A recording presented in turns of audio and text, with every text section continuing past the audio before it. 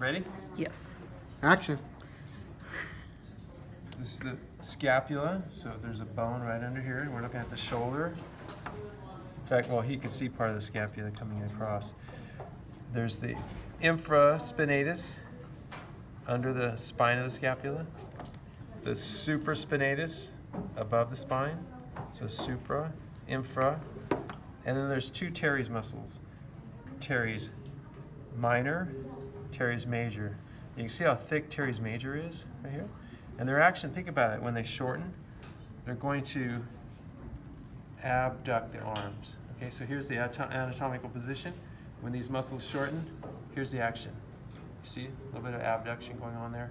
It's not much, but that opposes some of the large muscles in the anterior part, like the pectoralis.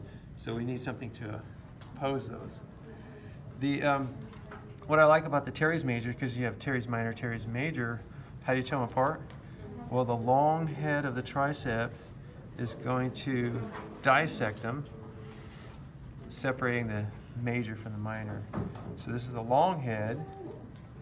There is a lateral head here, and then the medial head is really small. The medial head is just right down here at the base. And they all have the same action because the tricep is going to be an extender. It's an antagonist of the bicep brachii. So brachii means arm. The tricep brachii, 3 heads, I just went over. Long, lateral, medial. The bicep has 2 heads, bi meaning 2. Long head on the top, and you get a little peek of the short head right in here. Short head of the bicep brachii. The long head's the one we're most familiar with. Following the arm down, oh, you can also see the brachialis, which kind of sounds a little bit like brachioradialis, but the brachialis is on the upper arm. The brachioradialis, because think of this, brachii means arm, but radialis, think of the radius. That's on the thumb side, the radial bone here. So the radius is here, the ulna over here. So brachioradialis is the breaking point between the extensors and the flexors on the anterior side.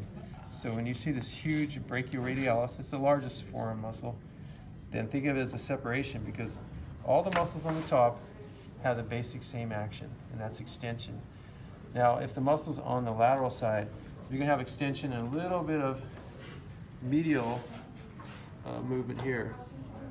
And if it's on the thumb side, then you're going to have a little bit of abduction. But mostly we just talk about these being extensors. If you, on a test, if the tape's here, you always want to follow the muscle down to the tendons. And if it goes to 3 fingers, digitorum, because digit means finger, digitorum, more than 1 finger. So this is extensor digitorum.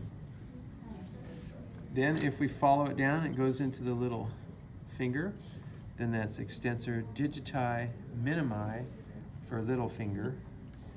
And if we follow it down along the ulna, then it's extensor ulnaris. It dead ends into the wrist. Carpi ulnaris, excuse me, carpi means wrist. Extensor carpi ulnaris.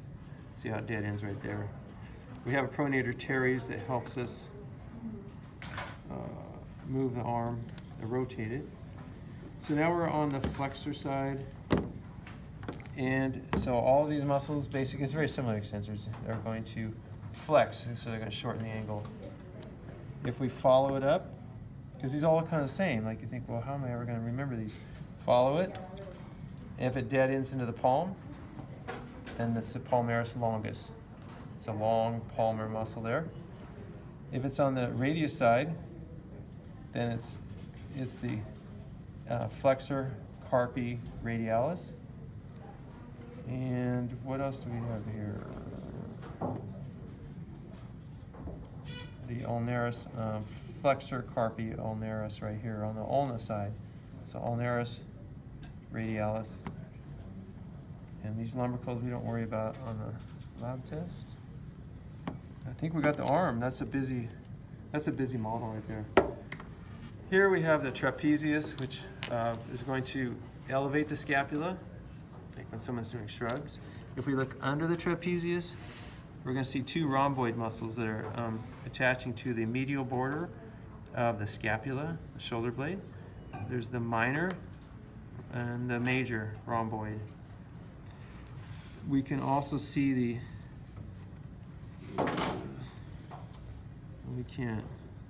we will shift over, splenius capitis, we've already covered that. Let's shift over to this model. Because here we can see the Serratus Posterior, which is a jagged muscle. If you remember, there's a Serratus Anterior, the boxer's muscle in the front. Well, there's a jagged muscle in the lower back called the Serratus Posterior, kind of jagged there. Rectus spinae there. Here's the rhomboids, and you'll see here's the levator scapulae coming down and attaching at the superior border of the scapula. And here you can kind of see again the teres major, minor, infraspinatus there, deltoid coming down across. So deltoid is the superficial muscle. These are deep.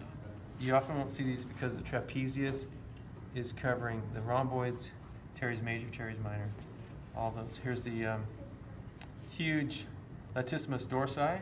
So that's another opposing muscle opposing the powerful Brachialis major, median muscle that brings the arms back, and that's the Latissimus Dorsi, antagonist to the pectoralis. All right, I think we got it. Thanks for